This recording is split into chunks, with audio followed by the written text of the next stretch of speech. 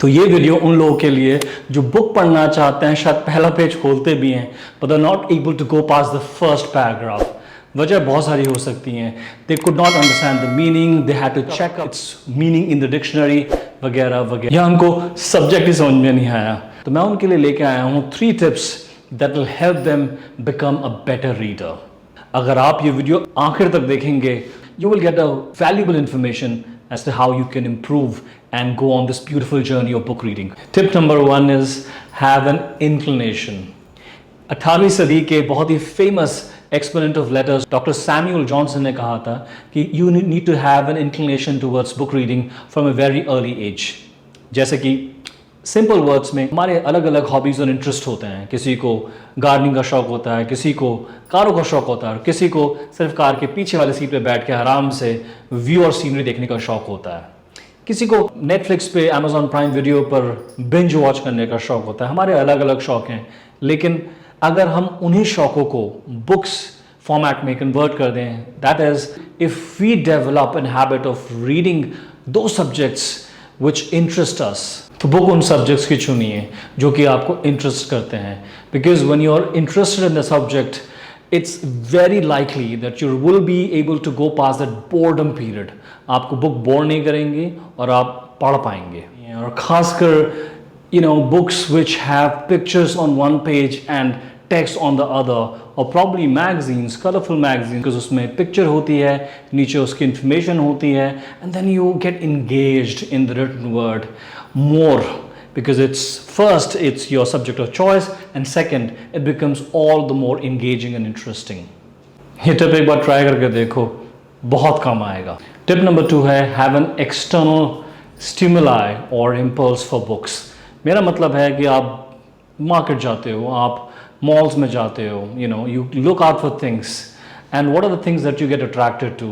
Mostly the things that you get attracted to are the things that are already in your mind. मतलब आपका interest है एक अच्छी साड़ी खरीदने का, या फिर एक अच्छा सूट खरीदने का, या फिर एक अच्छा खाना खाने का, और अचानक से आप मॉल में या मार्केट प्लेस में किसी रेस्टोरेंट को देखते हैं या उसके बारे में ऑलरेडी पता है और आपको मन करता है कि वहाँ जाओ और खाना। These are impulses that are built in our subconscious mind, and the moment we see them in reality, in a mall, in a marketplace, it just grows in our mind and we want to follow it. और हम उस दुकान में जाते हैं और वो चीज़ experience करते हैं, कोई खाना खाता है या फिर वो चीज़ खरीद लेते हैं। इसी तरीके से बुक की इम्पल्स डेवलप करने पर आप बुक स्टोर जाएंगे, या फिर better still in corona virus times में जहाँ पर बाहर निकलना इतना मुश्किल हो गया है, you can go to Amazon book store और प्रॉब्ली Goodreads और different websites that you can check out yourself, and you are able to pick out books. तो अगर ये हैबिट आपने डेवलप कर ली, ये इम्पल्स आपने डेवलप कर लिया, तो बहुत आसान हो जाएगा एटलीस्ट उस इंटरेस्ट की बुक जो मैंने टिप नंबर 1 में समझाया था, उस इंटरेस्ट की बुक को पिक आउट करने में जो कि आप पढ़ना चाहते हैं। टिप नंबर 3 थोड़ी सी अनयूजुअल है, because for the tip number 3 I want you to pick your phone, type in whole word method and then search it in Google. आप इसका डेफिनेशन पढ़िए, समझ में आया तो मुझे बताइए।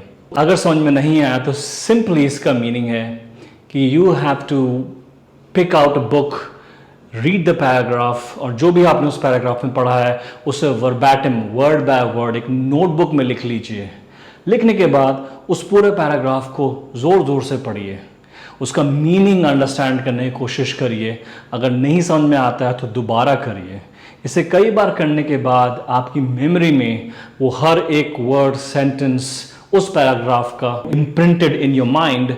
You go to the second step by reading out the same paragraph without seeing it and saying it in your own words. मतलब आपने बुक उठाई, उसमें से पैराग्राफ चुना, लिखा, याद किया, कई बार याद किया, और उसके बाद अपने ही शब्दों में उसको ज़ोर ज़ोर से बोल डाला।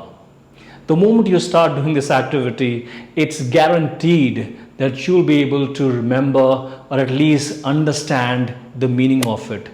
आपका सबकॉन्शियस माइंड वो सारी इंफॉर्मेशन लेता है and it understands the meaning, and that is the first step towards reading that book.